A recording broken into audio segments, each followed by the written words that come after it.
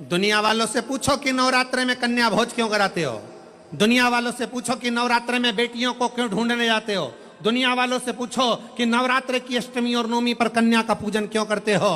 क्योंकि दुनिया वालों को यह मालूम पड़ना चाहिए कि देवी भागवत में लिखा है, एक कन्या एक बेटी जब किसी के घर में मुख झूठा करती है, एक बेटी एक कन्या जब किसी के घर में भोजन करती है तो उसके भंडारे कभी खाली नहीं रहते। इसलिए कन्या पूजन किया जाता है, इसलिए बेटी का पूजन किया जाता है। इसलिए देवी भागवत में लिखा है कि नवरात्रे में एक दिन, जैसे प्रतिपदा है, पहला दिन है तो एक कन्या का पूजन करो, द्वितीया है तो 2 कन्या का पूजन करो, तृतीया है तो 3 कन्या का पूजन करो, चतुर्थी है तो 4 कन्या का पूजन करो, पंचमी है 5 कन्या का पूजन करो, छठ है 6 कन्या का पूजन करो, सप्तमी है 7 कन्या का पूजन करो, अष्टमी है 8 कन्या का पूजन करो, नवमी है, जम के बोलो, 9 कन्याओं का पूजन करो।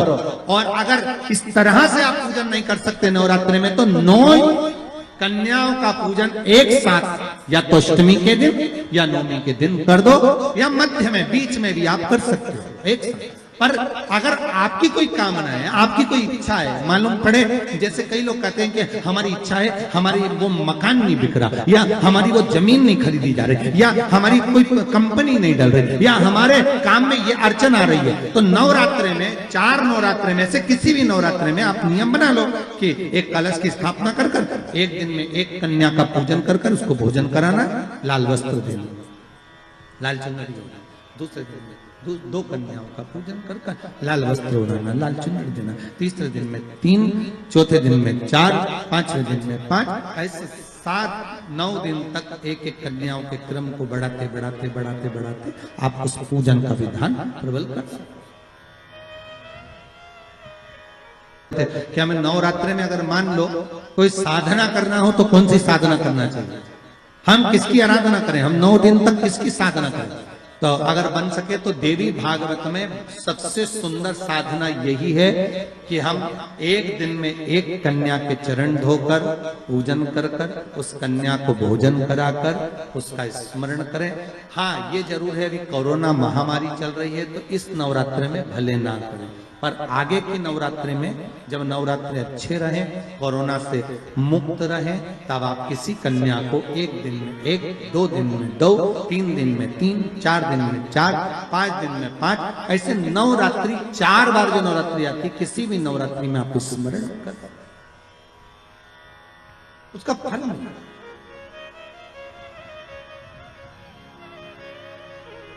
उसका फल होगा।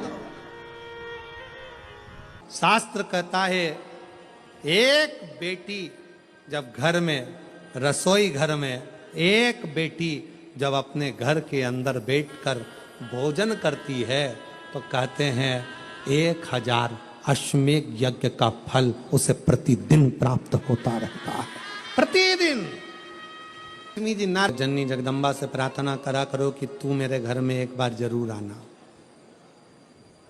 माँ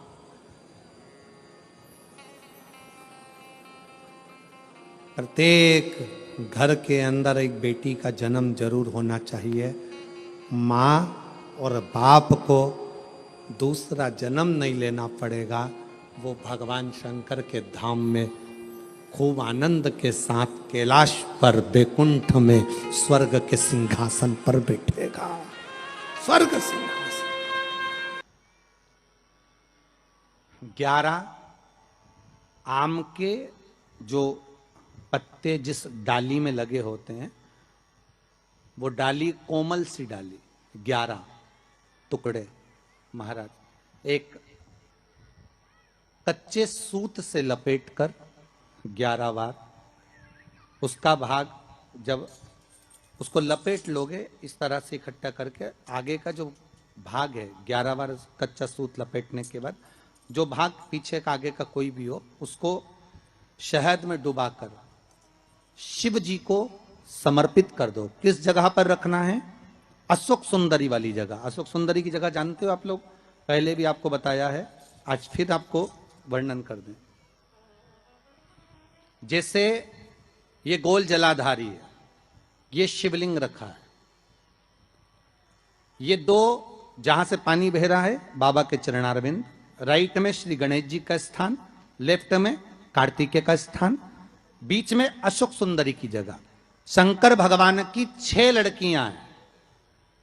भगवान शंकर के 13 बच्चे, 13 बच्चों में से 6 लड़कियां, उस 6 लड़कियों में से एक लड़की का स्थान, भगवान शंकर की एक बेटी का स्थान, अशोक सुंदरी का स्थान सामने। पद्म पुराण में स्पष्ट किया ये स्थान अशोक सुंदरी का। शंकर भगवान की जलाधारी में पार्वती जी का हस्तकमल, ऊपर से जो एक एक बूंद पानी गिरता है, ये शंकर भगवान की 5 लड़कियों का स्थान है। जया, विषहरा, सामरी बारी, दौतली और देव। शंकर भगवान की 5 लड़कियां भगवान शंकर के मस्तक पे जल की धार गिरा रही हैं। बीच में जो अशोक सुंदरी का स्थान है महाराज, उस जगह पर शहद का मुख, जो शहद आपने भिंगोया है, उस शहद का मुख शंकर जी की ओर कर कर इसी चैत्र के महीने में, इन्हीं नवरात्रि में शंकर भगवान के उस अशोक सुंदरी की जगह पर शहद का भाग शिव जी की ओर रख दें।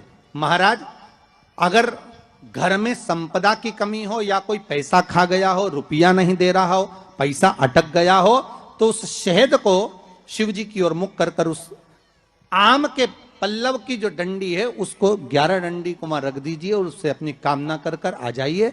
हो सके उस शहद में से थोड़ा सा शहद किसी रुमाल पर, किसी कपड़े में लगाकर उसको रख लीजिए। जिस व्यक्ति से पैसे लेना है, जिस व्यक्ति से पैसे मांग रहे हो, उससे एक बार जाकर मिल लीजिए, एक बार उसको खबर कर दीजिए। बाबा चाहेगा भोलेनाथ तो नवरात्रि में ही पैसा वापिस आ जाएगा, अगर शिव कृपा कर दे। ये बाबा की करुणा। आम का पल्लव कोई साधारण नहीं जिसको कलश के ऊपर रखा जाता है, शिव की कृपा। जिस आम के पेड़ पर स्वयं कामदेव चढ़कर भगवान शंकर के तीसरे नेत्र द्वारा जलकर भस्म हो जाते हैं, वो आम का पेड़ साधारण नहीं हो सकता।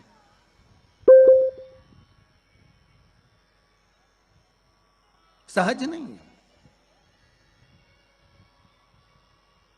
और वैसे भी शिव शिव है। घर में ज्यादा रोग हो, बीमारी हो, ज्यादा तकलीफें आ रही हो, कष्ट बढ़ रहा हो, बीमारियां बढ़ रही हो, या भय लग रहा हो, डर लग रहा हो, हृदय चित्त में कहीं ना कहीं आपको भय का भान हो रहा हो, तो एक लोटा पानी, एक कलश में जल भर कर रख लीजिए और रात भर उसको रखे रहने दो। नवरात्रि चल रहा है, उस कलश को रात भर रखकर सुबह सुबह उस कलश में एक बेलपत्र डालकर उस जल को नीम के पेड़ के नीचे, जहां चैत्री नवरात्रि में नीम के पेड़ के नीचे सारी विद्याएं, आद्य शक्तियां, सारी देवी उस नीम के पेड़ के नीचे विराजमान रहती हैं। उस कलश में एक बेलपत्र डालकर रात भर रखकर उस जल को पूरे घर में घुमाकर उस नीम के पेड़ के नीचे समर्पित कर दीजिए। महाराज, घर में भय लगना बंद हो जाएगा, कोई बड़ी बीमारी आपको घेरेगी नहीं और उस बीमारी से, उस रोग से आप मुक्त रहेंगे।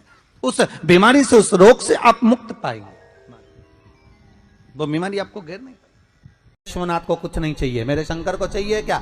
अगर आपके जीवन में ऐसा लगे कि बहुत बड़ी बीमारी आ गई और आपके घर का व्यक्ति वेंटिलेटर पर पड़ा हुआ है, तो शमी के वृक्ष के फूल ले आओ 7, और शमी के वृक्ष के 7 फूल लाकर एक एक फूल शंकर भगवान को श्री शिवाय नमस्तुभ्यम कहकर उस व्यक्ति के लिए जो पड़ा हुआ है, अंतिम सांसें गिन रहा है, जिसको अटैक आ गया, अंतिम सांसों में जो गिन रहा है, उसके नाम से भगवान शंकर पर चढ़ाना प्रारंभ कर दो। मात्र 7 पुष्प, उस शमी के वृक्ष के 7 पुष्प आप शिव को समर्पित करिए, उसका नाम और गोत्र बोलकर, और भगवान शंकर का मूल मंत्र श्री शिवाय, जम के बोलिए श्री शिवाय नमस्तुभ्यम बोलकर एक एक शमी का फूल शंकर पर चढ़ाना प्रारंभ कर दो।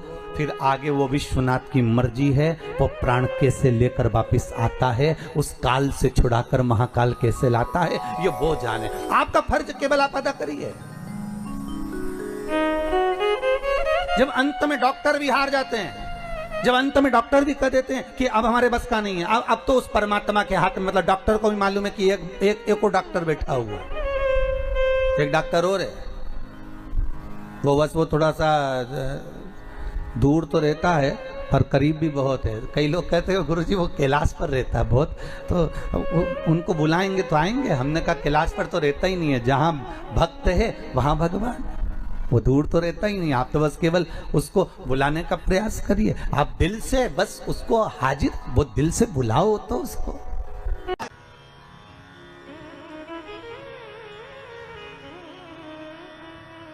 जैसे बेलपत्री का किया गया दान छिन्न नहीं माना गया।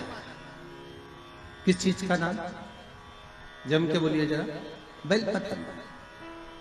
बेलपत्री का किया गया दान छिन्न दान नहीं है, समाप्ति नहीं होती। बेलपत्री अगर आपने कोई आपसे कहा जी जी तुम्हारे यहाँ बेलपत्री लगी है, जरा 8-10 दे दोगी क्या? बिल्कुल। और उससे कहो बेलपत्र तू मत तोड़, हम तोड़ कर देते, और अपने हाथ से बेलपत्र निकाल कर उसको दो दान। ये छिन्न दान नहीं है, ये समाप्त नहीं होता। ये बेलपत्र का दान अविरल दान बढ़ता है।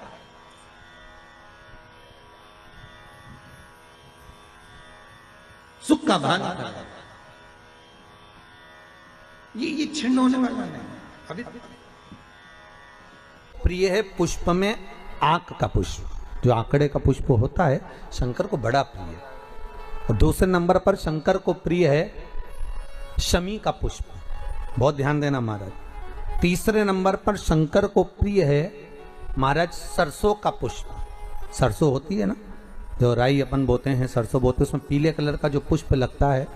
हमारा तो निवेदन रहता है जब तक सरसों आए तो प्रयास करा करो कि सरसों के 108 पुष्प शंकर भगवान पर चढ़ाना प्रारंभ कर दो। महाराज ये पक्का है कि वर्ष भर कोई बड़ी बीमारी आपको घेर नहीं सकती अगर सरसों के फूल शिव को चढ़ रहे हैं तो। और प्रयास करना कि सरसों का जो पुष्प होता है, सरसों का जो फूल होता है महाराज, अगर कोई व्यक्ति को किडनी या लीवर से जुड़ी हुई कोई तकलीफ होती है, या किसी व्यक्ति का एक्सीडेंट हो गया होता है और उसका कोई अंग रह गया हो, कोई शरीर का कोई भाग रह गया और वो काम नहीं कर रहा हो, जैसे किसी के पांव रह जाते हैं एक्सीडेंट के बाद, किसी का हाथ रह जाता है, या कोई अंग काम नहीं कर रहा हो, वहाँ ब्लड पहुँच नहीं रहा हो, वो जगह एकदम सुन्न हो गई हो, खाली पड़ गई हो, तो उसके लिए शिव महापुराण की कथा कहती है कि सरसों के पुष्प 11 शंकर जी के राइट भाग में, जहाँ शिव जी के गण दरवाजे के द्वारपाल मणिभद्र जिस जगह पर निवास करते हैं, कौन निवास करते हैं? मणिभद्र। शंकर जी के दरवाजे के द्वारपाल हैं मणिभद्र जी। तो मणिभद्र दरवाजे के द्वारपाल में राइट भाग में मणिभद्र जी विराजते हैं। मतलब राइट भाग कौन सा हुआ? जब आप मंदिर से बाहर निकलेंगे तो राइट भाग, मंदिर में प्रवेश करेंगे जब राइट नहीं होना चाहिए, आप मंदिर से जब जाएं तो राइट भाग। मतलब आप मंदिर से राइट से जाएंगे तो शंकर जी का भी राइट हो जाएगा, क्योंकि शिव जी ऐसे बैठे हैं तो शंकर जी का भी राइट हो गया, देवता उनका भी राइट हो गया, तो राइट भाग सीधा हाथ मणिभद्र जी का स्थान। 11 सरसों के पुष्प मणिभद्र के उस द्वार पर आप रख दीजिए, और मणिभद्र के द्वार पर रखकर अंदर जाकर 108 वापिस जब आप बाहर निकल रहे हैं, ये पुष्प आप रखने के बाद एक बार बाहर जाएंगे, फिर वापिस आएंगे मणिभद्र के रखने के बाद, और अंदर जाकर 108 सरसों के पुष्प शंकर को समर्पित करेंगे महाराज। उस सरसों के पुष्प जो शिव जी को आप समर्पित कर रहे हैं उसको वापिस लेकर आएंगे, श्री शिवाय नमस्तुभ्यम बोलकर उस सरसों के पुष्प को महाराज सरसों के तेल की बोतल में उसको डाल लीजिए। शंकर भगवान को किसी भी प्रदोष में, शाम के समय प्रदोष काल में उस तेल को वापस ले जाकर चढ़ा दीजिए शिव जी को, उसको वापस लेकर आ जाइए। उस तेल का प्रयोग आप नाभि में डालिए, और जो शरीर काम नहीं कर रहा उस स्थान पर कम से कम 15 दिन 20 दिन तक उसकी मालिश करना प्रारंभ करिए। बाबा चाहेगा तो चलाने का प्रयास कर देगा और वो अंग, वो शरीर काम करने लगेगा। मणिभद्र का स्मरण, श्री शिवाय नमस्तुभ्यम, सब बोलिए एक बार जमकर, श्री, अरे पहले बोल दिया, हमारे साथ तो बोलो, श्री शिवाय नमस्तुभ्यम। भगवान शिव के मंत्र का स्मरण कर कर करते सरसों का जो पुष्प है उसमें आनंद की अनुभूति है, आनंद के लिए